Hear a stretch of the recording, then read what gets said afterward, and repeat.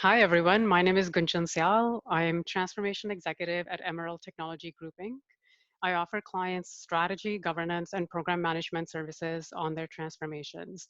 With me today, I have Alexander. Hi, Alex. Hey, how are you? Cheers. Cheers. How are you? We're good, thanks. So you're in Saskatchewan, right?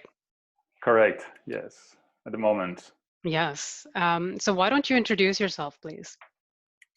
So I came to Canada 8, 9 years ago from France and gained dual citizenship about almost 2 years ago now. So Nice. I'm Congratulations. yeah, thank you. I'm a proud dual citizen, which is nice when you can travel. That's not the case right I mean, now. not right now, but Yeah, later on. but but hopefully later on. And I tend to go home once or twice a year, Right. depending on the opportunity or work-related activities. Wonderful. I've been working for about 20 years. Most of my time have been spent overseas, working in from North Africa to Middle East, Asia, Southeast Asia, Europe, Yeah. and North America for the past 8 years. I've been mostly involved with either manufacturing slash installation construction companies, and I've ventured also in web apps development and worked with smaller businesses, including retail. Great. Um, yeah, so some various perspective. Wonderful. So, what are your thoughts on transformation? What does that mean to you from an operational point of view? I think it's an interesting, it's definitely an interesting subject. Uh, a lot of companies I work for have had to change, transform over time, whether small business or very large companies. The change is not always a massive one. Like it Hmm. can actually happen at business unit or a team unit, or when it's a small business, can affect 5, 10 people. Right. It doesn't matter the type of industry. I think it's always motivated by one of the executive or one of the leaders in the group, and it has to be um, in the sense that you need someone to drive and be resilient to the different challenges that will come through over time during the change period or the transformation. Hmm. So for me, that has been clear. One of the elements that are important too is patience, because change or transformation Yeah. doesn't happen overnight. It's the same with when we talk about unicorns or we talk about startups that have become Right. multi-billion-dollar company. It didn't happen overnight. It happened over a period of time. The Yeah. only thing that have happened overnight recently is COVID-19. And Even clear, that took a while. We just didn't know about it, right? yeah. So that's kind of the key elements for me in a Right. transformation. Like I was asked during a seminar a few years ago how long transformation takes, and I said, it usually within 3 to 5 years before it becomes something that Hmm. employees and people are familiar with, and it's become sustainable. Right. Um, I've worked a lot over the past 10 years in using Lean and Six Sigma Hmm. and other related transformation or improvement tools.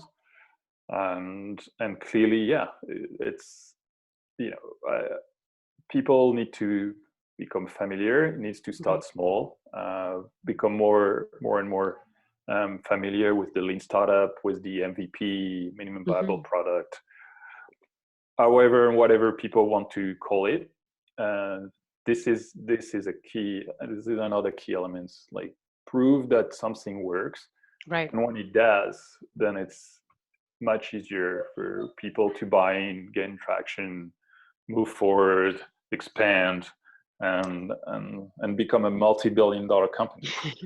Right. So that's your proof of concept or your alpha beta products, right? That people put out to gauge the market, to gauge the user experience, right? See how people are interacting with it, whether it can be scaled up or down. Yeah, exactly. It actually doesn't have to scale up necessarily. Some Hmm. people are quite happy with a certain level of uh, of production or service, Hmm. and consider that they don't want to take on more risk Right. and carry on like that. But it definitely can scale up or down. It also, because transformation is a dynamic thing. Like once you've successfully transformed, it doesn't stop there, Right. because technology, people, generation, everything moves. Right. It's not a static element, and clearly we're seeing that today. Yeah. I've been really stunned at how fast actually people started pivoting or rethinking their business model. Hmm. Um, Right. and this is like a force measure, like most contract now talk about, like it's force measure. Right. We've had no choice then. Okay, we're stuck. How do we move from where we were to a complete and unexpected situation? Exactly. And so uh, company that used to manufacture alcohol, like distillery, are Hmm. now manufacturing hand sanitizer. Right. A lot of businesses have moved on an accelerated way from being in person to being digital online, and then it's still somehow in person, but it's digital. It's now we're using video Yeah. Well, to you and I chat. were doing that before anyway, because we were in completely different provinces, but that's another story. Yeah, definitely. But I think Yeah, those are interesting times, absolutely. Yeah. and we'll see those elements. And when I say it takes 5 years, I think because now we're force fed Hmm. and we have no choice than Right. adapt. Some of the changes that are happening today will last That's because true. people will have discovered new way of doing things in a very efficient and forceful manner. And I think that that will not take 5 years. Yeah. People who have started working from home will say, well, now I can actually Yeah. work. I don't think you could survive 5 years if you took that approach, But because you'd still be waiting to kickstart your projects and have meetings in person. That's not going to work right now, right? definitely. And I think that's one of the elements, like people talk about failing fast. Hmm. And clearly, yeah, I mean, that's what's Yeah, happening today. Like with absolutely. a lot of business have said, well, I have zero revenue. So how Hmm. do I get back on my feet like tomorrow Yeah. and maintain my staff the way they are now, and I keep things rolling. Yes. Yep. So a lot of people have done that. Like some of my friends have had to pivot from uh, basically making dog cookies to making Yeah.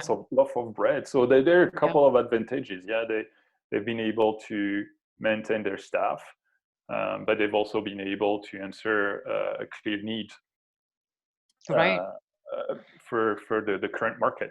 And I think that's another that's a good point. I think that I would stress out is that you don't want to transform or change just for the sake of it, because it might not answer any needs. And Right. identifying the market needs is key. Like I've had a few fail. Like when I talk about developing web application, I've launched things Yeah. which miserably failed. But I mean, it was a really great experience. But Of clearly, yeah, course. my market segment, my market study was was clearly rubbish. Yeah. You never know, right? It's that experience towards the future work that you've done that it gave you, right? It gives you that sixth sense also to realize where the gaps are and what to look for.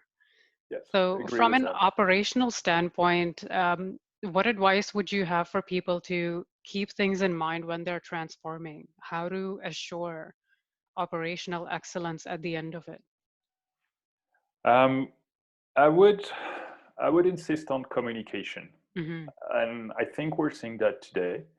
When we don't over communicate, but we should always make sure that everything is on the table. Hmm. Don't keep stuff on your computer. Make sure that everybody is aware of what's happening, the Right. constraints, and So, like the issues. transparency, right? Sharing information, sharing data. Yes, definitely.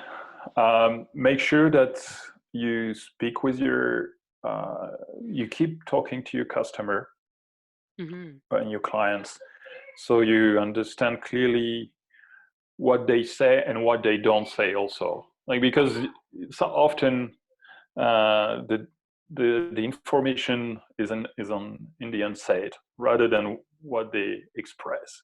And Right. once you're able to pull out those information and and keep it on the wall and trace it, then everybody sees it, and then Right. you work on that and you go back to your client or your customers and you show them, and they're like, huh, yeah, that's exactly where I wanted to go. That's true. So I think those are a couple of elements that I would focus on Hmm. when there's transformation, when there's operational needs. Right. That's very interesting. So, from your point of view, can you talk about how your work has been impacted by COVID? Because I think in past, when we've had the conversation, you're spending a lot of time on the client sites, right?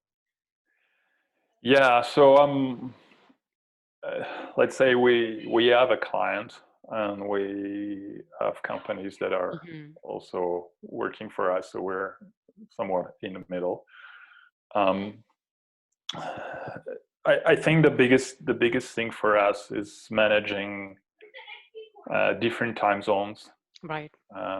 from Asia to Europe to North America. I think that's been a difficult piece to manage. We have tools and we have people in the team that are not necessarily, um, we're not nerds. Yeah. Yeah. No, I'm saying that in a good way, but Yeah. using platforms such as Slack, Teams, Yeah. So, not and familiar with those tools from before versus people who know yeah, how to use them. so it's a bit of an accelerated process, Right. and I think that's one of the challenges. Right.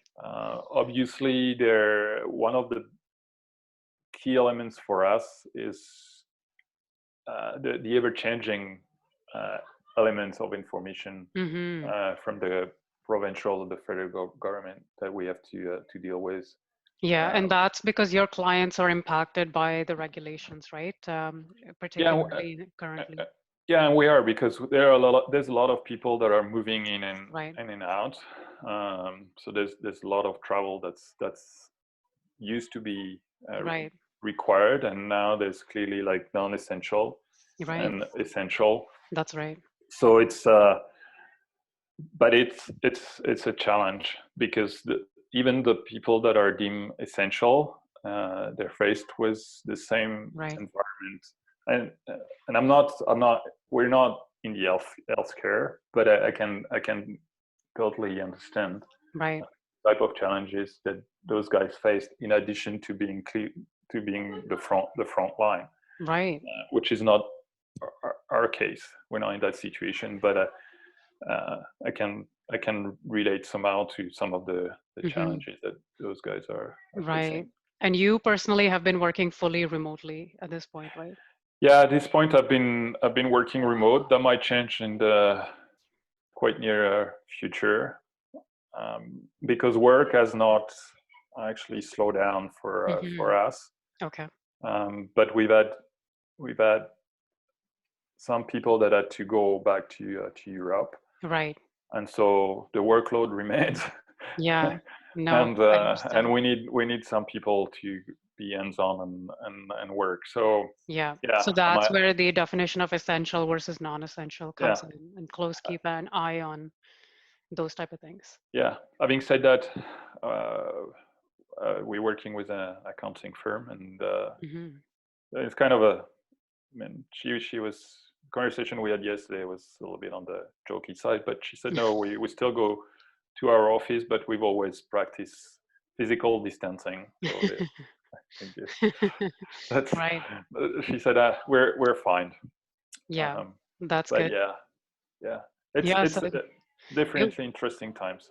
yeah, definitely. It would be interesting to see where we are, let's say a couple months from now, where we currently are, Yeah, see how it changes. But it was wonderful to catch up with you, Alex, and thank you so yeah. much for your time. Thank Cheers you very again. much for the opportunity. Thank Cheers, you. and look forward to chatting with you again later.